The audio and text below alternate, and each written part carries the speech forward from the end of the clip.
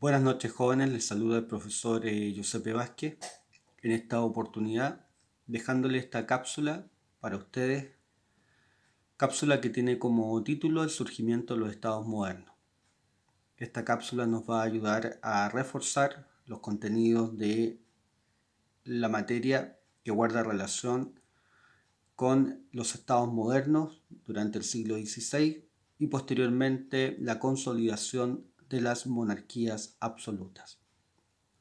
Quise iniciar esta presentación con el mapa de la península ibérica, en particular con lo que hoy día nosotros conocemos como España. No olvidar que en esta península también está el país de Portugal y con la imagen de los reyes católicos. Si ustedes analizan el mapa, se van a dar cuenta que este mapa tiene ciertos colores que van evidenciando zonas como Cataluña, Aragón, que está dentro de la corona de Aragón, Valencia, Castilla, Navarra en la zona norte, Granada hacia la zona meridional. ¿Qué importancia tienen estos colores y por qué quise partir con España o con la actual España? Fundamentalmente porque el surgimiento de los estados modernos tiene que ver con una anexión de territorio, tiene que ver con un proceso de identidad, tiene que ver con un proceso de aglutinar fronteras cada vez más amplias en base a elementos obviamente que logren identificar a esa población con una estructura monárquica. ¿Ya? Un dato, los reyes católicos, tanto Isabel como Fernando, son primos hermanos. Y es importante ese dato porque nosotros conocemos mucho de estos reyes, o se nos enseña de estos reyes, a partir del descubrimiento de América y cómo ayudaron a Cristóbal Colón a financiar las expediciones de conquista o de descubrimiento. Sin embargo, si nosotros analizamos el desarrollo histórico de estos reyes católicos al interior de la península ibérica, vamos a percibir que hay un casamiento, que hay un matrimonio que apunta a un elemento sumamente estratégico: consolidar el territorio tanto del Reino de Castilla como el Reino de Aragón para fortalecer la monarquía hispana. ¿Ya? Entonces, eso es importante que ustedes lo manejen. Hasta el día de hoy, gran parte de las monarquías europeas tienen ciertos elementos de conveniencia a la hora de establecer algún vínculo matrimonial, y esto está determinado para evitar que se logren vincular, valga la redundancia, con otros sectores de la sociedad que no sean parte de su círculo noble o de su círculo monástico. Entonces, desde esta perspectiva, yo quiero volver a la idea de la consolidación de un Estado moderno en base a ciertos elementos de estrategia. ¿Ya? Los Estados modernos apuntan a engrandecer la frontera, los Estados modernos apuntan a dar un sentido de identidad que tiene que ver con un tema lingüístico, tiene que ver con un tema histórico, el reconocer un pasado común, y tiene que ver también con una estrategia militar. No olvidemos que para yo ir anexando territorio tengo que tener un ejército fiel, ¿ya? Para poder ir consolidando ciertos territorios tengo que llegar a acuerdos, ¿ya? Con esos territorios que a lo mejor hasta hace un tiempo atrás no eran míos, pero yo los quiero convencer y hacer que sean parte de mi territorio. Para ello hay varias estrategias: una burguesía, una nobleza fiel a los monarcas, ¿ya? Pero ahí en esas cuatro variables va a surgir el Estado moderno. Ahora, la fragmentación permanente de los territorios en Europa, ¿ya?, es propio también de un proceso anterior llamado feudalismo. El feudalismo es por excelencia una fragmentación excesiva de los territorios en base a una relación de fidelidad entre un monarca y un vasallo, que obviamente hay un contrato de por medio en que uno ofrece protección, el otro ofrece fidelidad, y desde esa naturaleza feudal es que Europa se fragmentó completamente. Y nosotros hoy día podemos hacer el ejercicio de mirar detenidamente un mapa europeo y nos vamos a dar cuenta que aún subsisten o persisten territorios que nunca fueron anexados. por estas grandes estructuras estatales. A modo de ejemplo, ya podría nombrar perfectamente el caso de Luxemburgo, que está entre Francia y Alemania, el caso de San Marino en Italia, por nombrar algunos, ¿ya? Por lo tanto, voy a ir sintetizando. ¿Ya?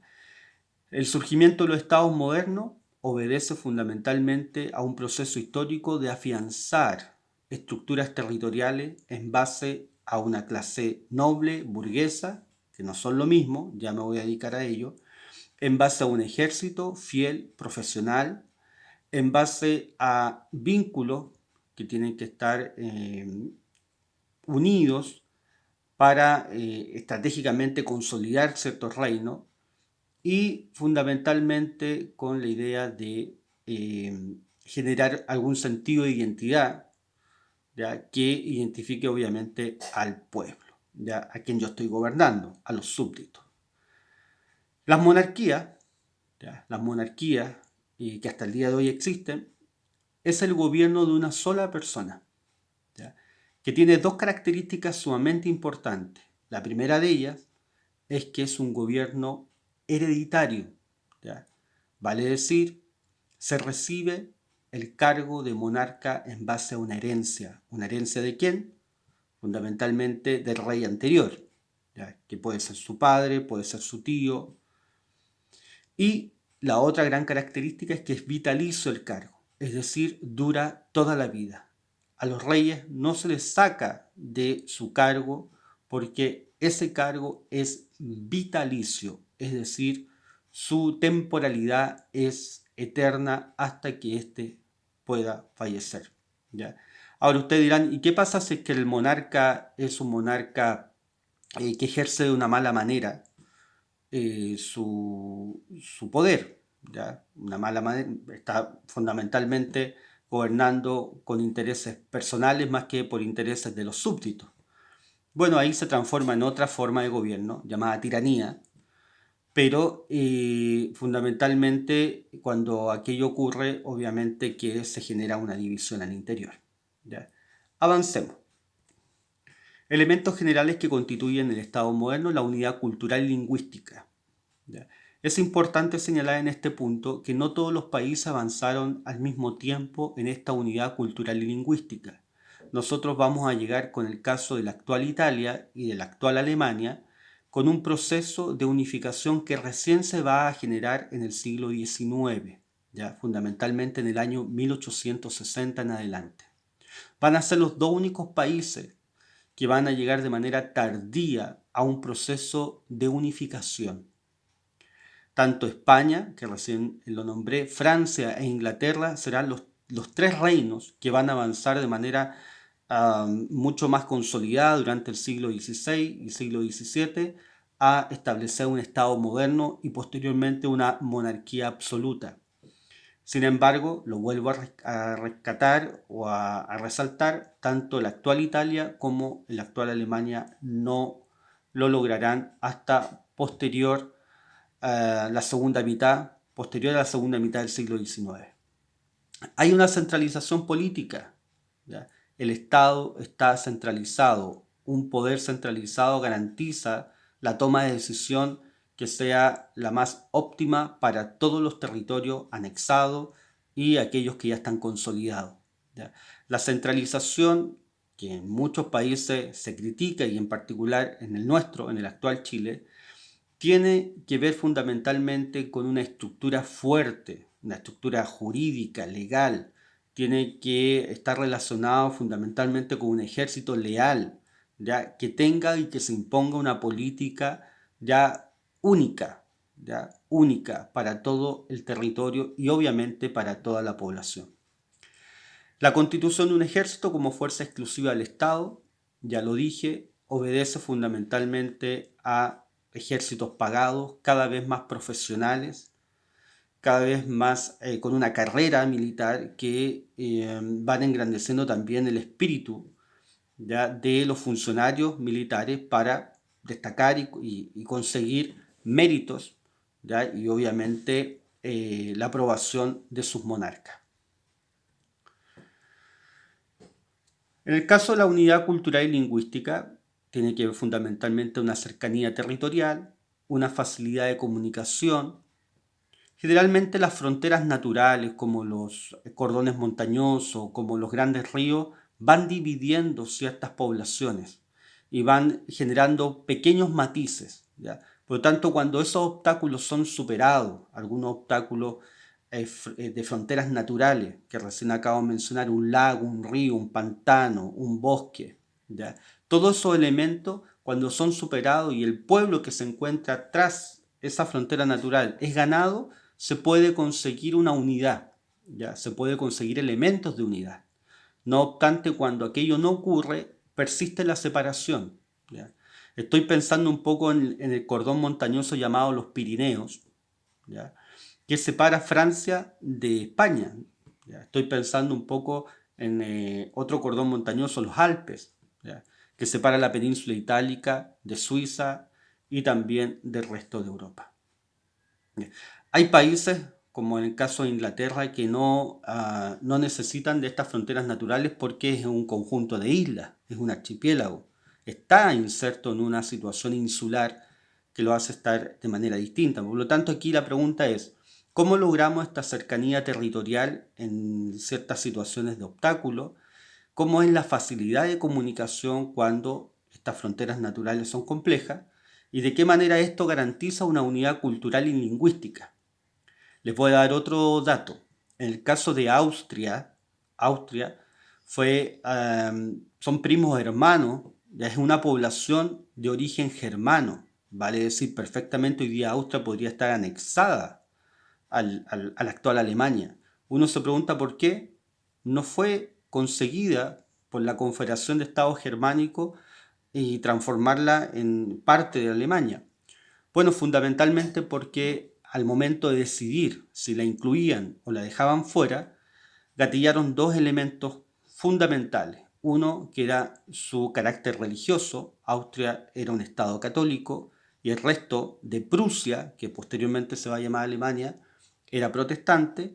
Y el otro elemento que gatilló fue el poder económico de Prusia, que era 3, 4, 5, hasta 10 veces superior al de Austria. Vale decir, por ser un estado mucho más pobre y por ser católico, no fue incluido en un elemento que podría, por esta condición cultural y lingüística, haber sido parte de la Gran Alemania, ¿ya? Esta idea de haber formado una Gran Alemania en torno a la población germana, que no fue así, ¿ya? Hoy día los austriacos son una población germana que se configuraron en un país independiente sin ser parte de Alemania, ¿ya? Por lo tanto, no siempre esta condición cultural y lingüística se da.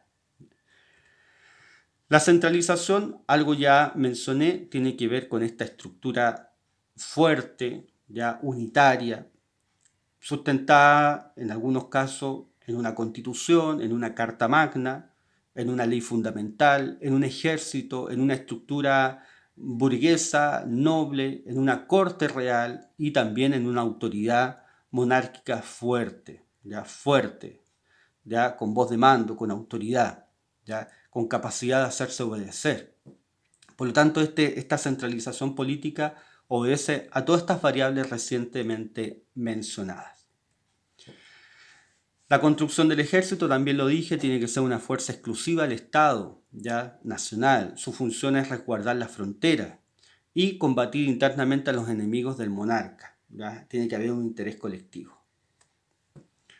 La burguesía, como parte quizás que le hace un poco el peso, y bastante el peso a la clase noble, obedece a una clase adinerada, muchas veces que moviliza a las monarquías por la inyección de dinero, por el empleo que otorgan. Gran parte de los burgueses son dueños de la banca europea, de las grandes estructuras navieras, por lo tanto mueven, dinamizan toda la economía interna de una monarquía, por lo tanto los monarcas no se van en contra de esta burguesía, sino por el contrario la utilizan para administrar de mejor manera esta monarquía, ¿ya? Este territorio. Un Estado y poder político, característica de la centralización monárquica, la suma de todos los poderes en manos del monarca. Esto es importante, ¿ya? Siempre las monarquías habían funcionado con una corte real, con un equipo asesor al monarca y hasta el día de hoy funcionan de esa manera. No obstante, en algún momento todos los poderes del Estado pasan en manos del monarca y es él el único que tiene atribuciones para ejercer el poder en materia legislativa, en materia administrativa y en materia judicial. ¿Ya? La realeza es fruto de la voluntad divina.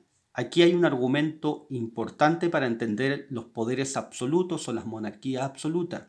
¿Ya? Este carácter divino es Dios quien ha permitido que los monarcas manden. Por lo tanto, los súbditos, al obedecer a sus monarcas, están obedeciendo la providencia, ¿ya? O la divina providencia o el divino mandado de Dios. ¿Ya? El rey mantendrá dominio absoluto sobre sus súbditos, ¿ya? Por esta condición de voluntad divina. Y el rey va a decretar las leyes, administra la justicia, fija los impuestos y controla las finanzas del reino. Vale decir, ¿cómo se pasa de un Estado moderno a una monarquía absoluta? Fundamentalmente por un carácter divino que se le otorga a la figura del rey al interior de las monarquías europeas. Fundamentalmente en el caso de Francia, en el caso de España y también en el caso de Inglaterra. Acá tienen un mapa que me interesa que nosotros analicemos tanto la zona central de Europa. Si ustedes ven la península itálica y al norte de la península itálica donde dice Sacro Imperio, ese centro europeo es el centro que no va a ser unificado sino hasta pasada la mitad del siglo XIX. Va a ser el reino de Francia, el reino de Inglaterra, ¿ya? La corona de Castilla y Aragón, que ya dije al inicio que eran dos primos que se casan, las que van a ir consolidando la idea de una monarquía cada vez mucho más centralizada, unitaria y con características de poder absoluto. ¿Ya? Los otros territorios, tanto en el caso del Sacro Imperio y en el caso de la península itálica, no se van a constituir todavía en monarquía de origen divino, ni tampoco en estas estructuras absolutas. ¿Ya?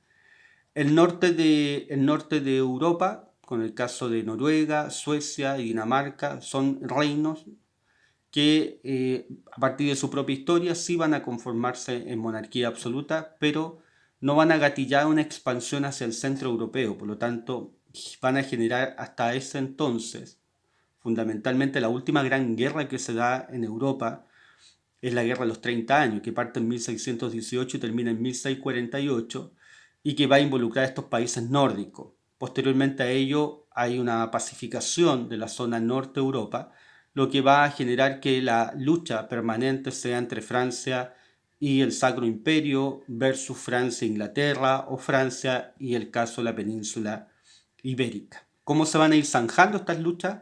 Fundamentalmente a partir de vínculos matrimoniales a conveniencia, ¿ya? Que es propio de la estrategia monárquicas. Si ustedes se dan cuenta, Venecia aparece independiente, ¿ya? Si se dan cuenta ahí, en el caso de Venecia aparece completa y absolutamente independiente.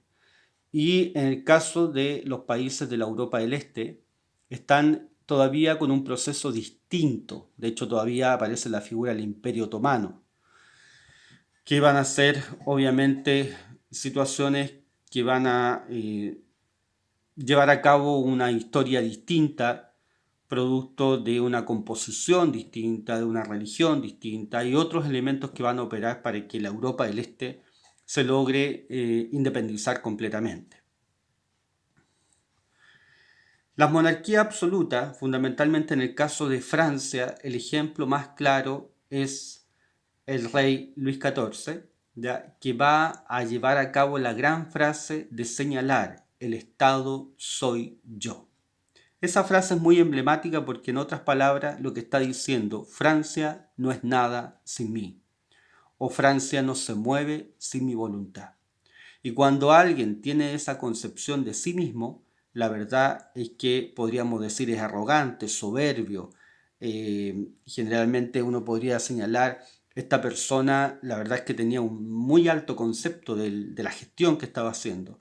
Pero la verdad es que, siendo honesto, estaba vinculado fundamentalmente a estos poderes que se van a ir adquiriendo a partir del origen divino de las monarquías y obviamente de la consolidación de los ejércitos al interior de Europa, ¿ya? El absolutismo hace referencia a una forma de gobierno en la que el poder no está limitado por las leyes ni por otro poder, sea espiritual o terrenal. ¿Ya? Es un gobierno hereditario en el que el rey concentraba los poderes del Estado. Si nosotros queremos hacer una diferencia del surgimiento de los estados modernos y las monarquías absolutas, aquí está, en este punto, ¿ya? Hasta el surgimiento de los estados modernos podríamos ver aún ciertos sectores de organismos que apoyaban a las monarquías, como cortes reales, como cortes de nobleza, fundamentalmente vinculadas a asesorar al rey, pero acá ya en las monarquías absolutas ese movimiento de asesoría va disminuyendo porque va a ser el rey quien va a tener el control absoluto y la toma de decisión única ante cualquier problema. Principios básicos del absolutismo: el poder es de carácter divino, la autoridad del rey fue designada por Dios, el rey tiene un trato paternal con el pueblo, la autoridad del rey es absoluta, se vuelve a reiterar constantemente esta idea de carácter absoluto, la autoridad del rey está sujeta a la razón y el rey es la ley, o sea, tiene el poder ejecutivo, el poder legislativo, ya el poder de la gestión, administrar, el rey tiene todo o todas las facultades que hoy día puede tener una república, como en el caso de Chile, donde están los poderes del Estado divididos. En este caso, la monarquía absoluta, está todo concentrado en la figura del rey. Ahí tiene una pequeña síntesis. Ya se dice se suprime la autonomía de las ciudades, de las provincias. En términos económicos, es importante esto en términos económicos, ya en el siglo XVI, XVII América está completa y absolutamente conocida, ¿ya? Son pocos los territorios del continente americano que falta por descubrir. Por lo tanto, esto ha engrandecido las monarquías europeas, las ha engrandecido en términos económicos. Hay una gran cantidad de elementos de metales preciosos que van a ir llegando a las diferentes monarquías europeas, surgiendo con ello una economía mercantilista, ¿ya? El mercantilismo es de qué manera yo me transformo en una potencia al interior de Europa por medio de la acumulación de piedras preciosas y de metales preciosos, ¿ya? También hay un tema de protección económico, ¿ya? ¿Qué significa aquello? Que yo coloco un impuesto elevado a los productos que quieran ingresar a mi territorio y con eso yo logro proteger a mi economía interna, ¿ya? El sistema de gobierno, lo hemos dicho incansablemente, concentra los tres poderes en la figura del rey. El rey no le rinde cuenta a nadie, solo a Dios, ¿ya? La monarquía de derecho divino. Este rey puede dictar leyes con absoluta libertad, apoyado por dos elementos que es el ejército y la burocracia. Finalmente, las características de los estados absolutos son estados nacionales, pues se encierran pueblos de una misma raza y lengua, son dinásticos porque su gobierno está a cargo de una familia real, en el caso la Casa de Austria, ya en España y los Borbones en Francia. El poder del rey viene de Dios, el rey contaba con una serie de asesores o ministros, ¿ya? Y finalmente aquí ahí se logra ver mejor control de la administración, control de la nobleza, control de la iglesia y la religión, recaudar impuestos, ya economía mercantilista, reforzar el ejército, ya y una propaganda que beneficia al rey. A modo de ejemplo, para el caso de Francia, una de las propagandas más emblemáticas y hasta el día de hoy un emblema de la monarquía absoluta es la construcción del Palacio de Versalles, ya. Estimados alumnos, espero que estas cápsulas y en particular esta materia que es parte de la guía número 5 sea de su total provecho para posteriormente responder esta guía y también generar conocimiento y aprendizaje significativo. Que tengan un buen descanso. Se despide de ustedes el profesor Giuseppe Vázquez.